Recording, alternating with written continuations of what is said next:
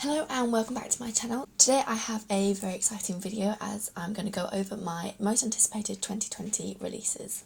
To put this list together, I went through Goodreads and some blogs that I found to see what releases were coming in the following year.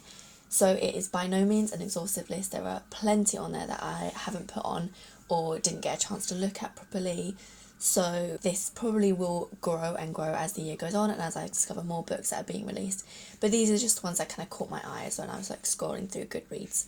So yeah, without further ado, let's get into the video. So the first book that I have that is coming out on the 7th of January, so really soon, is Scavenge the Stars by Tara Sim. So when I was reading the synopsis, the bit that caught me is that it says it is a gender-swapped retelling of The Count of Monte Cristo as the first novel in an epic YA fantasy duology, perfect for fans of Sarah J Maas, Sabaa Tahir and Leigh Bardugo, which are three of my favourite fantasy writers of all time, so that kind of just sold it for me. It's about a girl who is held captive on a ship and saves a man from drowning, and he kind of gives her a way out of kind of a life of luxury as kind of a thank you for saving her. And I think it's kind of twisted and lies and backed. I don't know. I don't read too much into the books I want to read. I kind of just skim them to get a kind of general idea to think if I like it, and if things kind of stick out to me, and then I kind of go for it. So yeah. The next book I have on my list that is coming out on the 14th of January is Infinity Sun by Adam Silvera. Now this I think is a story about two brothers, and kind of their relationship is quite a focal point in it from what I've heard. And I've read quite a lot of Adam Silvera's contemporaries. This is his first fantasy, which I think is really exciting. I'd be interested to see how an author who's used to doing contemporaries kind of does a fantasy, because they're quite different, very different genres. Fantasies are a lot more world-building focused, and a lot of his contemporaries are very much relationship, kind of romance focused, with a lot of other kind of emotional added baggage to it. So yeah, I've read two of his books, I believe, but I've really enjoyed both of them, so I'm excited to see what this brings. Okay, so the next book that comes out is on the 28th of January, and that is Seven Deadly Shadows by Courtney Okay, I just want to put a disclaimer in there. I'm terrible at pronouncing some of these names. I have no idea how you pronounce them, so very sorry for butchering those. Please let me know how you actually do pronounce them. Yeah, so this is by Courtney Almeida and Valin E. Metani. Let's say that. I picked up this one because the title looked interesting. Yeah, and the synopsis kind of gave me a little bit of Six of Crows vibes, and I love that book. It's one of my favourite books, so kind of interesting to see how that goes together. I think it's about a girl who is training to be a priestess, and then her kind of shrine where she trains is destroyed, and she has to work with gods to kind of overcome the darkness that is taking over where she lives in her kingdom, and the kind of how it's described anyway that she works together with the gods. It made me think of Six of Crows. So yes, another one that's on the list. The next book comes out on the 3rd of March, and that is House of Earth and Blood by Sarah J Maas. So I absolutely loved the Throne of Glass series. I think I started reading it when Empire Storms had just been released, and then waited patiently for Tower of Dawn and then Kingdom of Ash. So yes, I love that series. Just such a great fantasy series, I think, anyway. I know there's a lot of controversy around it, and I might change my mind if I reread it ever again, which I do hope to do it one day. But yeah, it's always something that I'm going to love and have a lot of love for, I hope. But I did not like her second series, A Court of Thorns and Roses, that kind of trilogy. It just wasn't as good. I just didn't like it as much. I grew to like it more. Very much didn't like the first book. So I want Sarah J Maas to be a author I love all the time, but she is obviously showing to be a bit hit and miss with me at the moment. So I really want to love her new series, which is the Crescent series. I don't know what the full name is. I don't know if you know this, but if you pre-order it, you can go onto her Instagram page and you get a free poster of the cover if you've pre-ordered it. So that's exciting, and I want that to come. So I really hope I like this book. So it's got fallen angels in it, and romance, and hopefully good characters and bad characters and twisting plots. That's what I liked about the Throne of Glass series the most, is that it kind of, the way it unravelled was so expected, and where it ended in the last book and where it started in the first book was so drastically different. But you could still see how they kind of wove into one another, and it was just, yeah, I think it was a great series, and I don't think you can appreciate it all completely unless you finished it. So yeah, finish the series if you haven't, or if you kind of like dropped off a little bit, it's worth it, power through. So yeah, I'm excited for that one, hopefully. Fingers crossed. The next book I have also comes out on the 3rd of March, and that is The Kingdom of Back by Marie Lu. So yeah, I haven't actually read any of Marie Lu's books before, but obviously I've heard a lot about her because she's the author of Warcross and Legend, which was like a few years ago now. Yeah, I'm excited for this one. I want to give her a go. Warcross didn't really appeal for me because of the subject of it, but Kingdom of Back sounds like it's something right up my street, and the cover is beautiful. It sounds quite interesting. I've never heard this kind of mix of kind of genres before, and it's a historical fiction YA fantasy is what it's described on here. Yeah, historical YA fantasy. It's about a sibling relationship. And Goodreads says that best-selling author Marie Lu spins a lush, lyrical told story of music, magic, and the unbreakable bonds between brother and sister. So that sounds interesting. I do have a brother, so it'll be interesting to see how that relationship plays out. I quite like that the main relationship focus is between a brother and sister and not a romance, because I think I do like my romances, and I do like a good romance within like a fantasy or whatever. But yeah, it's nice to like change up a bit. So yeah, that's exciting. And I don't read a lot of historical fiction, so I'm very interested to see how the whole historical fiction kind of merges with the fantasy element of it.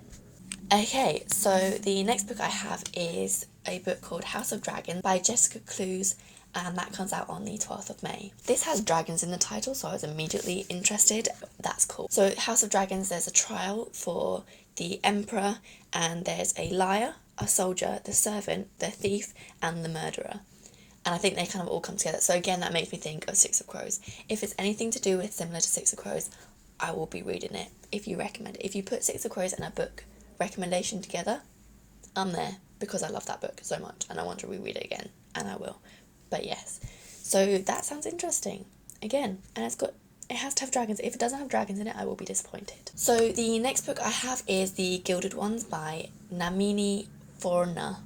That is another one I've probably butchered, so I'm very sorry. I picked this one up again because the cover looks amazing and I just think it looks really cool. So yeah, Goodreads said recommend this if you like Children of Blood and Bone, and I love Children of Blood and Bone. I thought it was really interesting and actually made me pick up some other books that were kind of similar, more African-based fantasies. I haven't read the second book in the series yet, and I'm a bit worried because it is much smaller than I anticipated, but I still have high hopes. We'll see.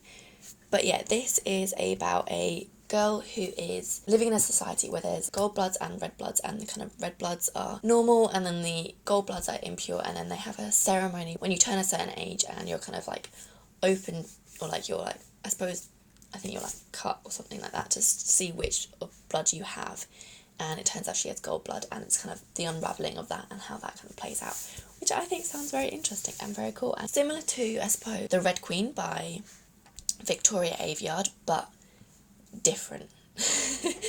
Yes, it is different. So yeah, I'm interested to see that one come out, and it's a new series, and I'm always looking for new series because a lot of my series are ending. Although I did find, as I was scrolling through these, I was clicking on a lot of books that were either the second or third book in the series, so obviously I couldn't put them on this list because I haven't read the first book, but it has added a lot to my TBR to get started on reading one series, so that should be good. It'll keep me busy. And the next book that is coming out on the 23rd of June is Forest of Souls by Laurie M. Lee. So the reason I clicked on this on Goodreads is because the title of it is one that I was actually playing around with for my novel that I wrote during the NaNoWriMo that's just gone. I haven't finished it yet, but yeah. So I really wanted to see what this kind of entails, and it's kind of obviously sounds interesting. I believe it is inspired by Chinese folklore. Don't quote me on this because it has similar figures in it that the Girls of Paper and Fire have in it that I'm currently reading at the moment, which I do believe is inspired by Chinese folklore as well. Yeah, that kind of also made me a bit interested, because I find that if you read something that you're enjoying, you kind of want to read more of that kind of thing. Yeah, that's why that one's on here, and that was also coming out quite soon. So the next book I am so excited for, and I can't believe it comes out on the 30th of June. That's so far away, but we'll just have to power through and wait a whole 6 months for it to come out, and that is Empire of Gold by S.A. Chakraborty. Chakraborty, another one I can't say, but there we go. I absolutely loved the City of Brass book. It was my favourite book of last year, and I made my boyfriend read it because he had to read it, and he fell in love with it too. So there you go, that just says everything. And yeah, it was just an amazing book, completely magical, completely different to anything else that I'd ever read at that point. I hadn't read many fantasy books that weren't the kind of typical kind of medieval inspired fantasies like swords and all that, and like does have swords, but it's set in Egypt, and I think it is taken from Egypt kind of mythology and folklore. So yeah, it was just really interesting. I really enjoyed it. And then I didn't enjoy Kingdom of Copper as much, but I still loved it, so that kind of shows how much I loved City of Brass. So yeah, I would highly recommend that series, and I can't wait for the finale. I might have to reread it all before then, because I know I'm going to forget everything, and I need to remember it all, because just, yeah, I need a refresh of the mind, and I want to get back into that world. So I will be rereading it before the 30th of June, or at least before I read Empire of Gold. Okay, so this is my third time trying to film this last clip, because the first time it cut out and I didn't notice, and then the second time it wasn't in focus. So, take 3, wish me luck. So the last book I have on this list doesn't come out till fall 2020, and you know, that's a long wait for a book. Well, it's not really. We wait years for books. It is The Empire of the Vampire by Jay Kristoff. So I was very much there for that vampire kind of phase that literally kind of went through after the Twilight series. I loved the Twilight series, read it, marathoned it when I was like, I don't know, 11, 12, which is probably a bit young, but there you go.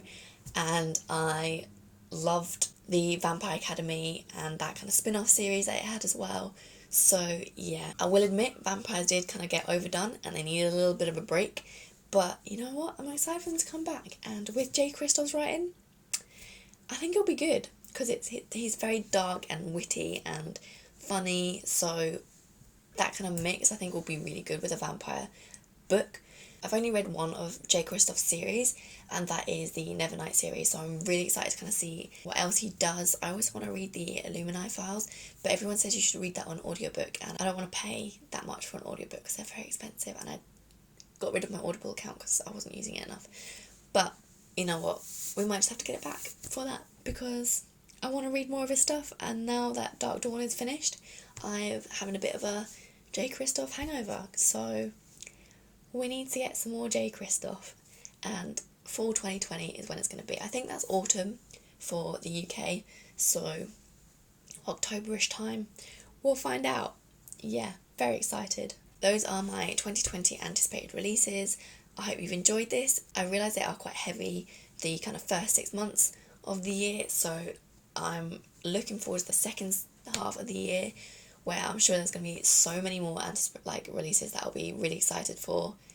And yeah, exciting. So I hope you've enjoyed this, and I'll see you next time.